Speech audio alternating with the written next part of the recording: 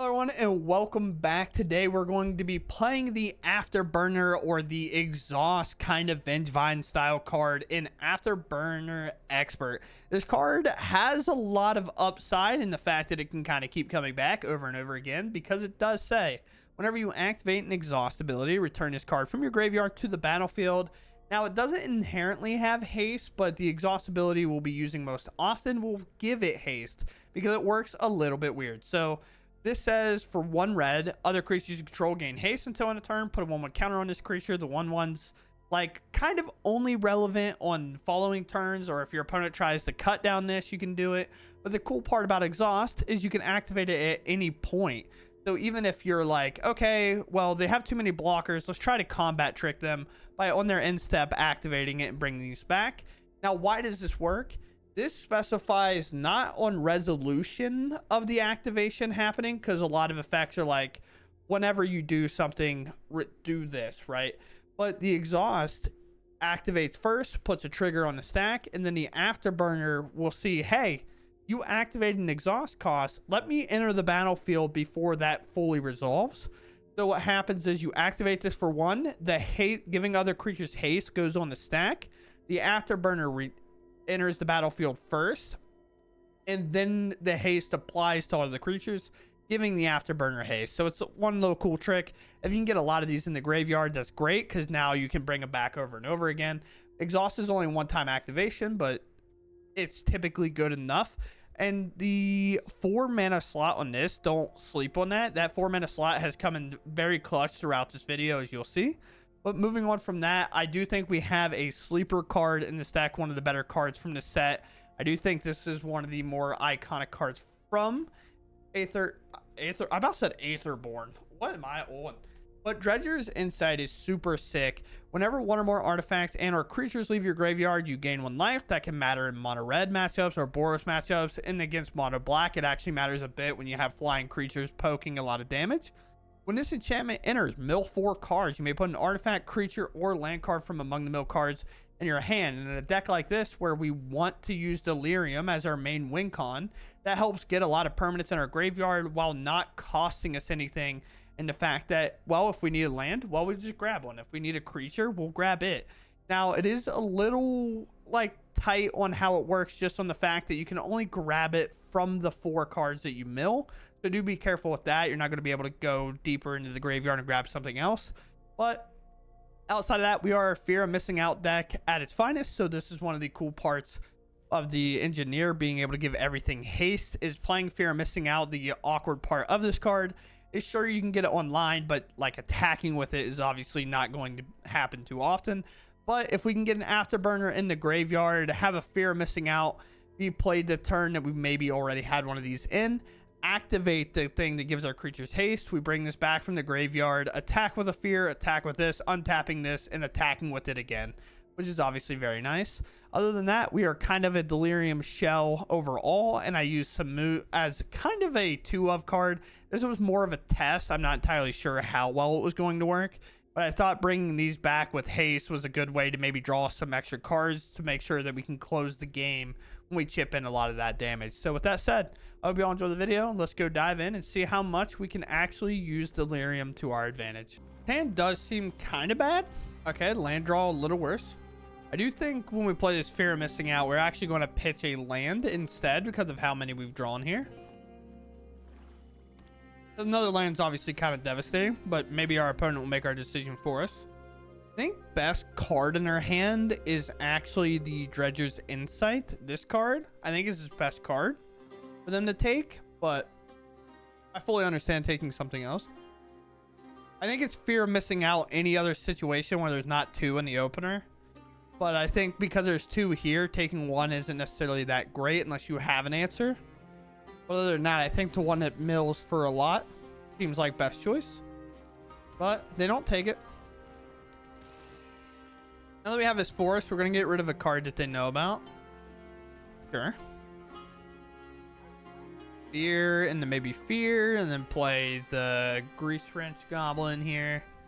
We'd obviously love to draw the card that actually wants to be in our graveyard. That'd be sick, but we haven't quite done that yet. -2, Liliana is supposed to supposedly help us. Theory. Okay, well, we can answer her immediately with a haze creature, which is why they took this. So that's obviously good for us. Let's just go ahead and play this forest. It reveals the forest to them, but I don't really care. Play this goblin. We can go to combat. We'll hit this Lily down. I understand how important it is to not let Lily plus and then minus again. So we're prioritizing that. Obviously, deep counterback, take out the goblin. Another Lily minus doesn't really cover anything here. But they could play an Atlazots. Deep counterbat. They get to answer fear. Which is obviously good for them. They attack out, sure. Go for Dredger's Insight. Dredger's Insight going to be nice to gain a little life here. We grab a permanent. Don't necessarily want to grab the Afterburner because we get it back for free. So it just feels like a wasted grab. But we have so much land in our hand. I don't even want that. There's zero chance I think I see a block here. They just have to absorb and then kind of hope to find answers. Maybe they'll get rid of the goblin now that we revealed this. Definitely could see it. But if they block, I'm definitely playing the fear of missing out for turn. Yeah, so they take the damage, go to 16. Go back up to 18 on a double attack. Seems reasonable. Unstoppable Slasher. Okay. Back up. Sneaky card here. Discard 2 cards and then draw that many cards. It activates our exhaust. Huh. That's not cut downable. We can bring this. We can activate here. Bring this back. And then play this next turn after it blocks the Slasher. I guess.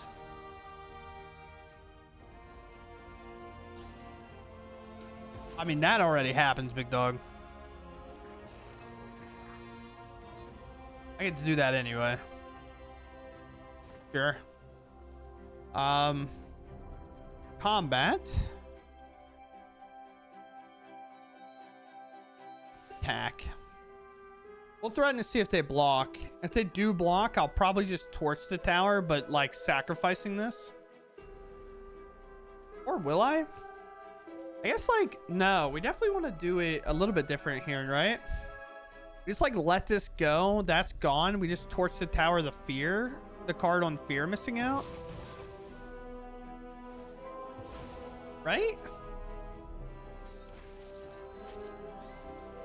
Because if we do torch, I can sacrifice this, I believe, right? Artifact enchantment. It's always typically an artifact or enchantment or something. But now that obviously a new card has approached the battlefield.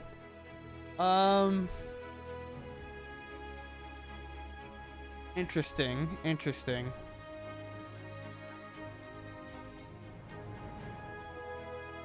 Do I get rid of the Slasher or not? Guess I wait till it turns over. Because they try to deep combat me again. Turns immediately over. Do I get rid of this? Or do I get rid of this and get this fear missing out? It's so hard not to want to take the fear. Let's do this. Let's try this. Do I have a way to get rid? Oh, I'll have a fear missing out, so I have a perfect way to get rid of that card. Play fear. It's here. A land would have been flawlessly good there. Just because we got to play this, activate, and bring a lot back. But we'll get a land here, and I want to play this Paul Patch, so I'm going to grab the untapped source. Now, I do have to be a little bit cautious, but we'll definitely attack here, because if it's a block, we have an activation to do.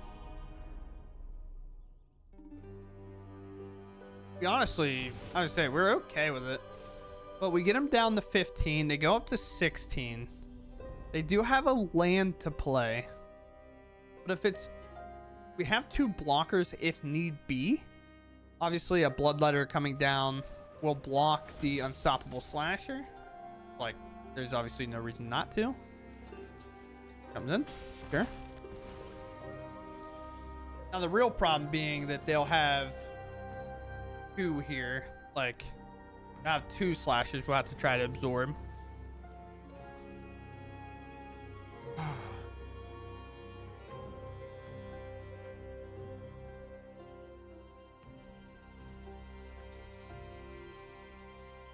Yeah, I don't actually know. District. That Moot's actually kind of a cool card. The creature deals combat damage to a player. If that creature entered this turn, draw a card. We just can't keep it on top. I will play here. We'll move to combat. We'll attack like this. Of course, untap with this.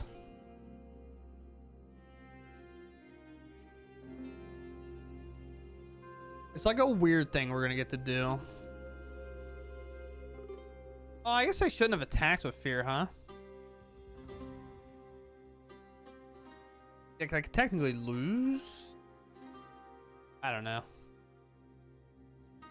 They're concerned, though. Our little life gain doesn't matter. They just take the damage. Oh. I'm fine with waiting.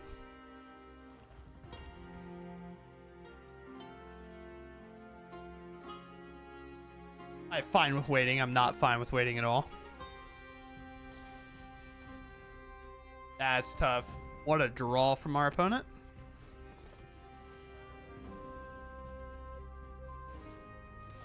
What a draw from our opponent. Obviously, we have a double block here. We just have to. Sure.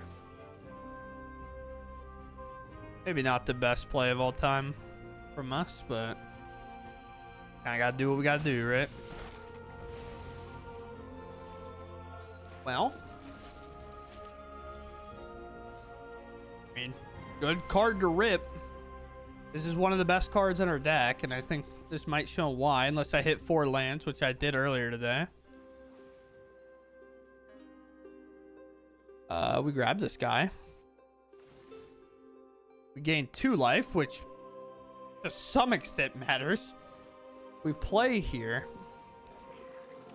Then we just wait. Pass. Exhaust is not a sorcery. It's just once a turn. Alright, sure. What's up, boss? I got game actions to take. I need to discard 0 cards and then draw 0 cards, but return 2 creatures to play. Weirdly enough, our creature is just doing good work. Sure. And because our creatures won't have haste, because we got to remember the only reason the other ones get haste is because of the exhaustibility that it presents. We'll gain a little life here, I guess, which does matter whenever an Unstoppable Slasher is not swinging, right? Patchwork Bestie, pretty good. Put 2/1 counters on this creature whenever you activate an exhaustibility. Yeah. So, I guess we go to combat, right? And then we just buff whatever one they don't block. And slashers aren't there. I mean, I think it has to be an all-out attack. I think literally nothing else makes sense. I don't think they can afford to wait too much.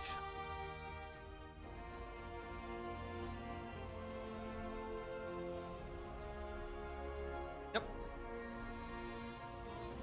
Sure. Pumping this does what? Push 2 counters, it goes to 6. That's 10.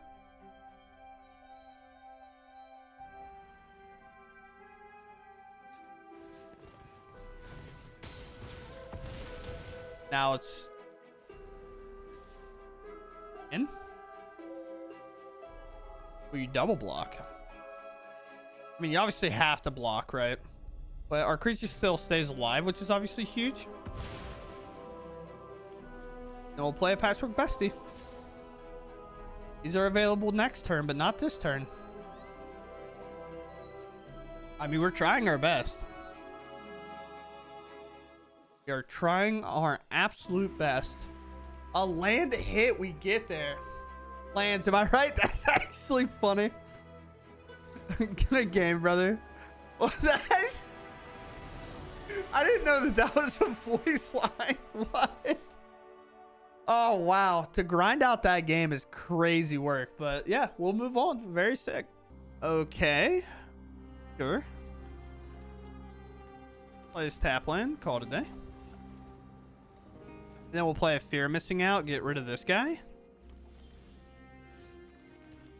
Although, the insight's obviously very good. But I think getting this free activation just seems too good to let go.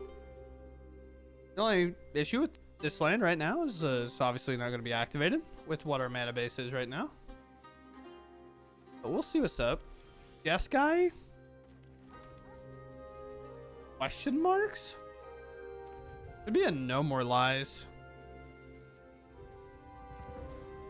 I don't know. I'm going to Offspring this, I think. Sure? Sure? For a lockdown?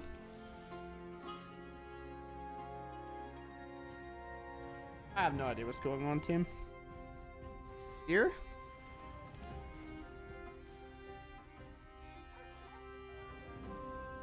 We miss entirely. So I just take the land, which will lower it a bit, but I mean, I feel like it's just fair. Combat. Now, are we going to get hit with an ill-time explosion of all ill-time explosions? Probably. How do we beat mono red? What's my opponent doing? You know what I mean? Like, what's the con to beating mono red here? What's the plan?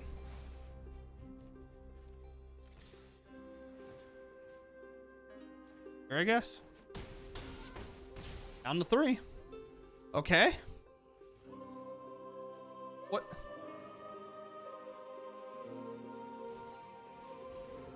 Uh-huh.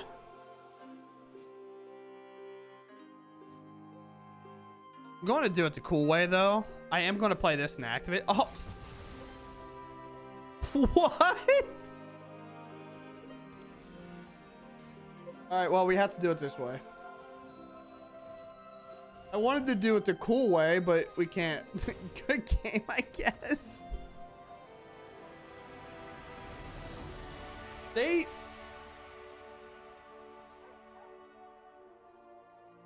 Honestly, what happened was they had a hand that had everything. They just needed to draw like a chart of course, a moment of truth, so on and so forth. But obviously also that land coming in tapped cost everything. I guarantee they had the ill-time explosion that turn, played a tap land, and then got put down to that close to lethal. But sure, I guess we'll win a game in which our opponent cast one card, showed us the crazy stuff they were about to do to us, but they didn't cast anything else, so we win. Sure. Interesting hand, I would say the least. We'll try. Get a torch to the tower. Here you go. Probably a bat maybe here. Playing this tap land's actually a bad thing because of that, but like they kind of have to take the torch. So it's like whatever, right? Yeah, like they don't really have a choice. It's like a fake choice, kind of. We'll play Fear. We will get rid of the forest, and the reason why is because they don't know about this card for 1, and for 2, we need a land in the graveyard anyway, and this will also turn this land at 1 without doing damage. So it's like a weird thing. Can't make creature, sorcery, everything in the bag.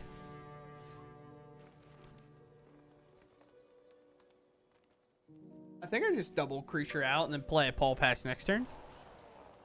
I think I like doing 4 damage here. They missed a land, by the way, so that's obviously huge for us. But that most likely means they have removal. But Go for the Throat can't answer the Wicker Folk. Probably another nowhere to run, but Cut Down obviously can't do it. Anoint could. Highlighting everything's not gonna. What? Do we have a game plan? Sure. That actually is really good for you, because I feel like that creature is pretty hard to beat in general. We don't have our creature that we'd like in our graveyard. That might hit it though. We can try. Oh, we miss greatly. We'll put this in hand and I'll just play it for turn. Now on that front, attack. Just take the damage. Okay. I mean, like, I could see them trading this off because maybe they think they need to, because they are getting a bit on the desperate side, especially if our like creature here is unanswerable. But with this land in hand, we're, oh, that's exactly what we wanted. Little they know that's exactly what we needed, especially with the land draw, unfortunately. This just opens this play up a lot because they go shields down with that Go for the Throat. Now they can't afford to do that again. If they do it again, like, it's lethal. All right. All right. This barely keeps up now. They're holding back a blocker. Wrong blocker, I believe. We're definitely going to play this Dredge's Insight and try to hit something. That comes back. Sure. We don't have one in our graveyard, right? No. So, I think I hold this to play it and make a dragon, to be honest with you. Maybe they play land Liliana and I get screwed for it, but it is what it is. Sure. Go for maybe lethal here, which is fine. I think I just go empty-handed too. Go fully empty in turn. We do have this bottom mode to make a 4/4 dragon. Flashers, sure. Ooh. I'll take half my life. That's fine. Doesn't matter for me right now.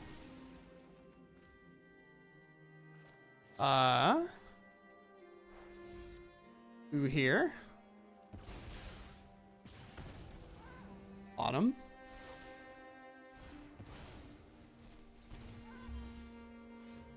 So, do we have enough? This is what, 3, 4, 5, 9. Yeah, sweet. We did find lethal here.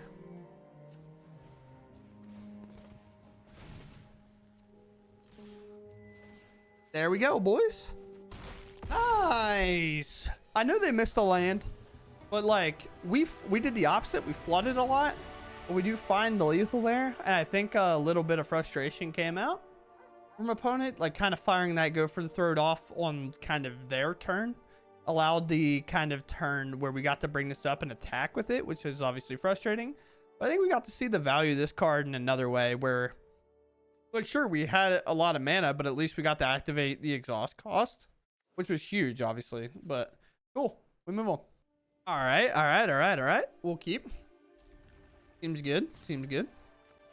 Start off with the Bestie. When you can get Bestie milling on turn 1, it obviously helps out a lot. Then we get to maybe play this on 2. Although a little part of me wants to obviously play the District and just kind of see what we hit. Take the action. We hit a land into that graveyard. We 100% play this now. Good creature. But I would like to put one in for free to try to get Delirium cooked up. We're like a chef in a kitchen right now. We're trying to cook. I literally don't know what I'm saying. But I do feel against this matchup, we're going to find a pretty hard case to win. Because bounce spells, nowhere to runs are pretty good at picking up every creature we have. The only way I do feel like we come out of this game on top is by this exhaust kind of over and over again. We'll see what happens here. Sure. Yeah, that makes sense. Here's gambling that we don't hit at this turn, which we do. Nice, team. We play here, and we have a crazy attack next turn. If the fear of missing out obviously doesn't get answered. Should have waited on our land, obviously. Did make that little bit of a mistake. But we could have, because we could have played this. But I don't think it changes anything on this turn. Sure. Sure. Nowhere to run. Please, no. Smile. We're smiling. We're trying the game. I do think this card right here is actually one of the coolest cards to come out of this set. I think this card's so sick. And the synergy it has with this is obviously so good. Oh, they're not even playing Nowhere to Run. That actually upsets me a little bit. Like, what are we doing?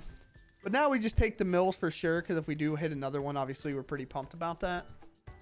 All right, well, I can play the Samut and look to draw a card. Or I can do this. Actually, I'd want to play this because I can make a dragon on the following turn, right? Yeah, so we're definitely in that camp right now. And wow, just taking the damage down to 4? That only kind of tells me that they probably have a way to find lethal, I would guess. But if they do go for the throw at sorcery speed again, like our previous opponent, then we get to bring this back again. It's also a pretty cool card to have here. But nothing. So let me get this straight. We didn't block last turn to block this turn? Sure, I guess.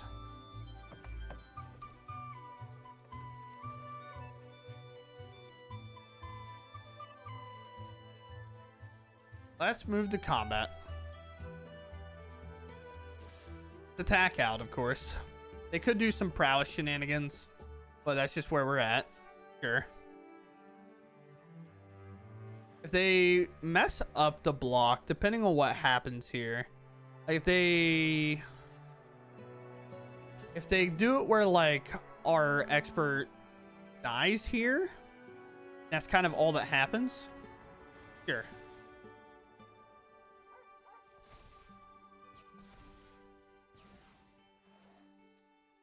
Yes.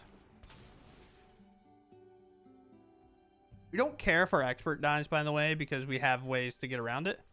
Activate this. Make a 4/4. Because now we get to protect ourselves on the back end. They could have a bounce spell, I guess.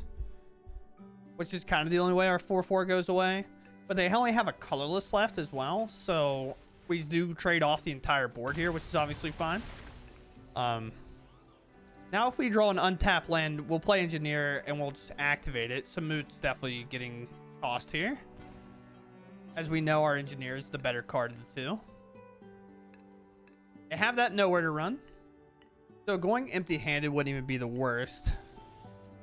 And that's exactly what we get. Play another Engineer. Counterspell, a little unlikely. They've kind of been off that train for a while.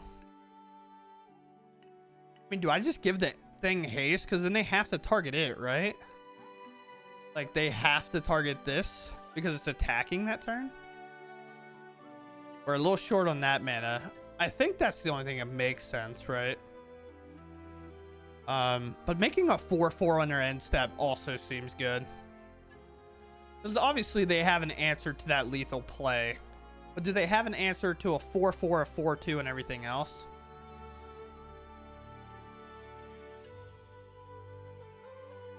Maybe they'll mess up if I do it this way. Yeah, let's activate this. Let's see what they remove here. If they obviously remove the 4/2, then we get to maybe bring it back on our turn with haste. Like, the Engineer has to be what they remove here. Okay. But now we have 2 creatures plus 3 damage from this, maybe? And their mana is kind of okay. It's not the best mana situation of all time. This town is obviously going to suck, dude. Oh my god, I hate that card. It's such a frustrating card, but they pay everything out. What's this last card? Nothing? Let's fire off a Seed of Hope, because if we hit something good, it's obviously going to be great. I'm putting into damage. I'm not going too cute with it right now. I'm putting them to 100%. Because obviously we could play this and maybe find lethal if we hit another one of these.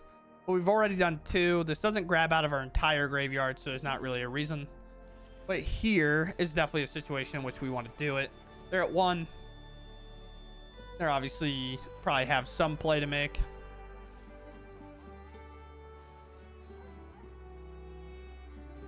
Artifact creature with haste is a little tough to beat. But this is also, again, tough to beat. Oh, my mouse moved. I almost grabbed the land there. Play. Obviously, we activate. If we would have had 2 experts, like, this game would be over. But unfortunately, we do not. Now, if this is bring up land to block, we get to do another. Oh, even better. Let's go. This torch the tower and sacrificing this Dredger's Insight has won us so many games. What a wild way to get that last bit of damage in. That's incredible. It's like a weird hand. We are first, so I will keep. I'm not like super pumped about this hand or anything. I do think the hasters that could technically dodge go for the throat is good. Especially when we see blue-black. But we're going to throw an NT in. Hope it's good. And if not, if this gets removed, I'm definitely going Paul Patch into the wildfire here. Rest me. I have to play against this deck again. This is why I hate this town ain't big enough. Just because you see it so much now.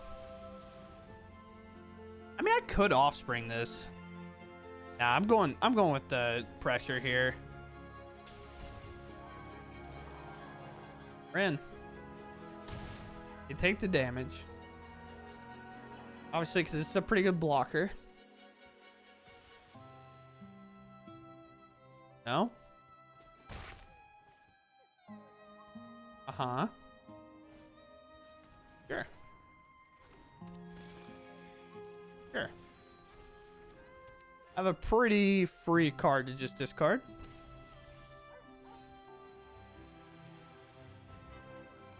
Play Ninty. I hate how our mana tapped, but okay.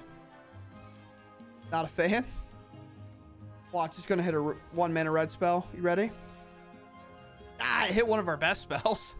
But I do think I have to be aggressive here, though.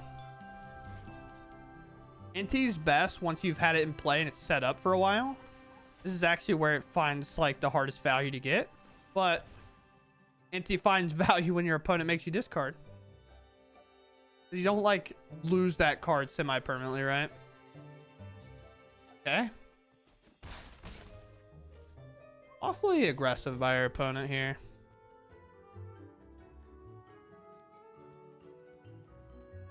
I mean...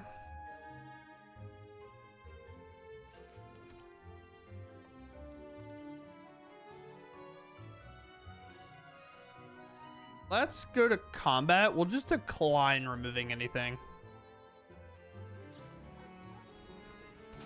Sure.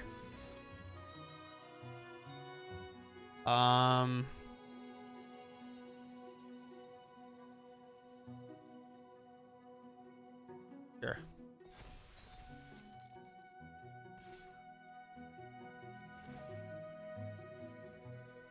I think I decline. No block. Okay. No block. Which is fine. Now we can make a flyer here. We've been able to make that combat trick happen before. Just this available? I mean, obviously they probably have something, right?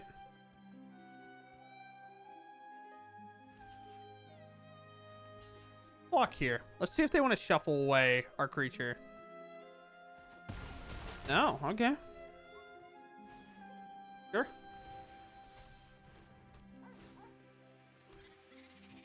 Yeah.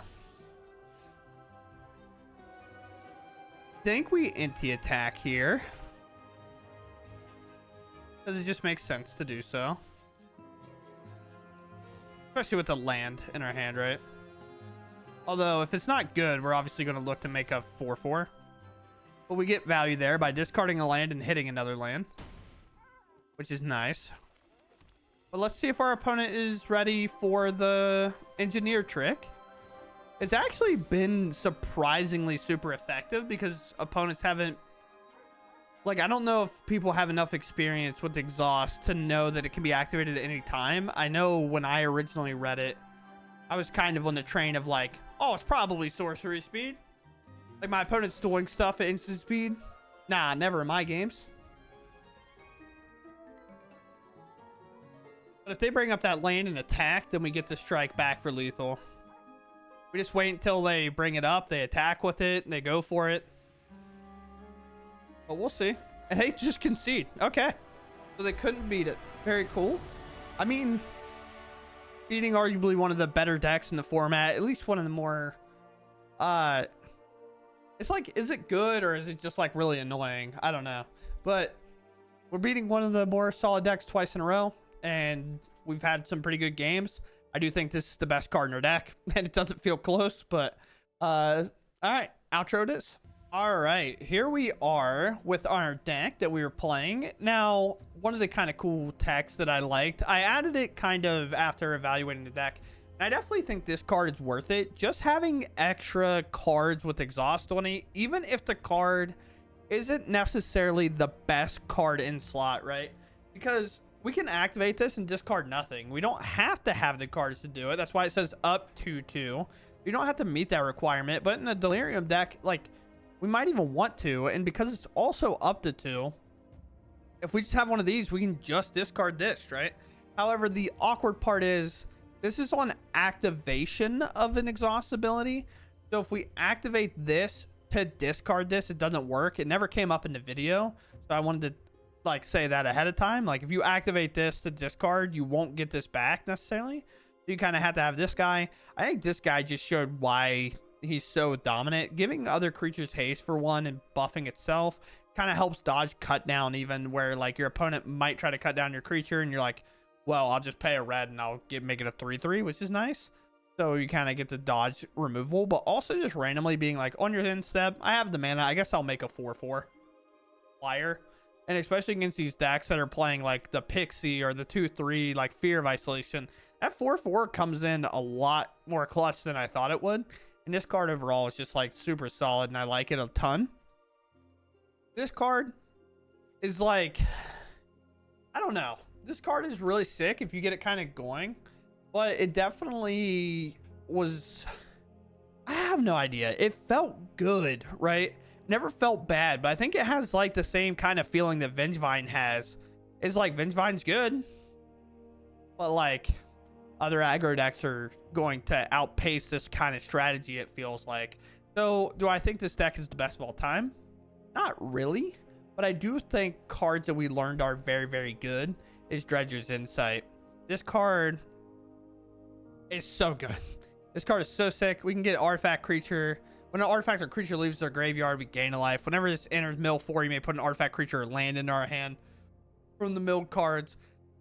That's so good. This card's so good. I like it a lot. I know it's about to see modern play, but sadly, I think Yawgmoth's in a really bad spot. This is probably the kind of deck it would go in.